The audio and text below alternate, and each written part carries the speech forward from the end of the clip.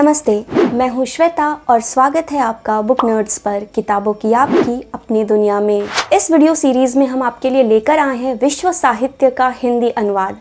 हम बात करेंगे विश्व साहित्य के कुछ चुनिंदा लेखकों, उनकी किताबों और उन किताबों के हिंदी अनुवाद के विषय पर।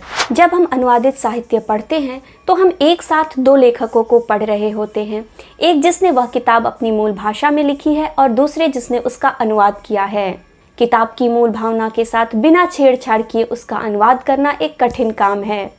कैसे हम चुनें सही अनुवादित किताबें? जब भी आपको किसी अन्य भाषा से अनुवादित किताबें पढ़नी हैं तो आप किसी प्रतिष्ठित प्रकाशन से ही ये किताबें खरीदें, या तो आप उनके प्रमाणिक बुक स्टोर से खरीदें या किसी पुस्तक मेले में उनके स्टॉल से खरीदें।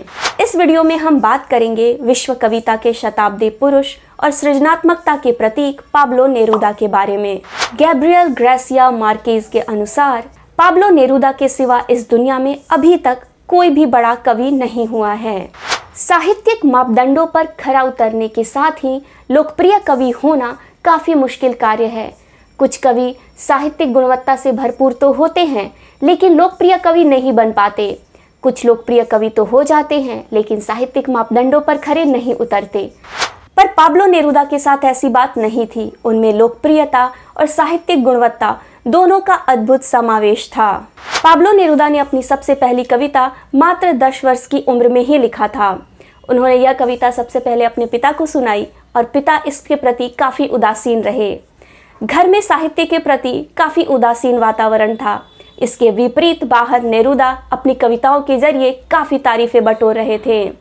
उनके स्कूल की प्रिंसिपल गैब्रिएला मिस्त्रेल, जिन्हें आगे जाकर साहित्य का नोबेल पुरस्कार मिला, उन्होंने नेरूदा की कविता गढ़ने की अद्भुत क्षमता को काफ़ी पहले पहचान लिया। उन्होंने ही नेरूदा को कविता की परंपरा और छंदों से अवगत कराया। निश्चित तौर पर नेरूदा की सबसे पहली साहित्यिक गुरु गैब्रिएला मिस्त्रेल ही थी। पाब्लो नेरूदा की कविताएं स्थानीय पत्र पत्रिकाओं में छपने लगी। नेरूदा लिखना तो बंद नहीं करना चाहते थे, लेकिन वो चाहते थे कि यह बात उनके घर पर नहीं पता चले। पिता को तो वो बदल नहीं सकते थे, इसीलिए उन्होंने सोचा क्यों न अपना नाम ही बदल लिया जाए।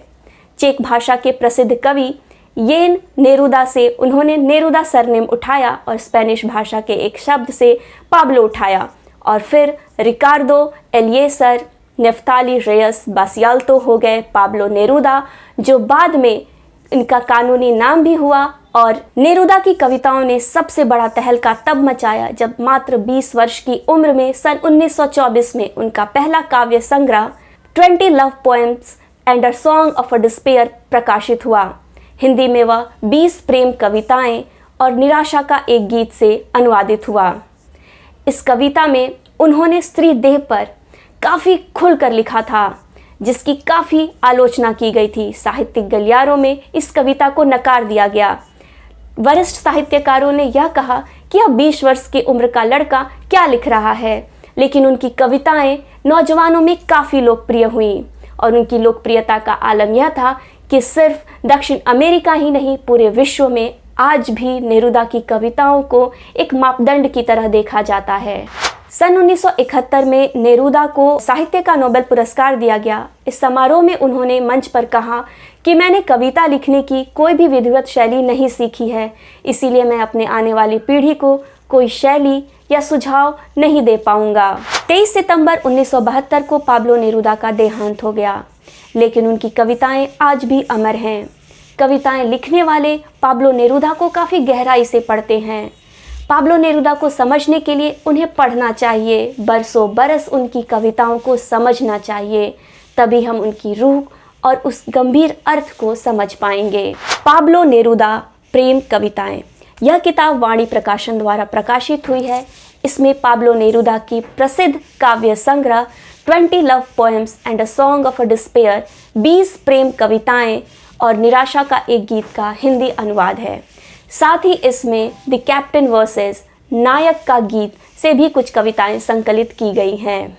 साहित्य जगत की रोचक जानकारियों के लिए आप हमें इंस्टाग्राम, फेसबुक और यूट्यूब पर भी फॉलो कर सकते हैं।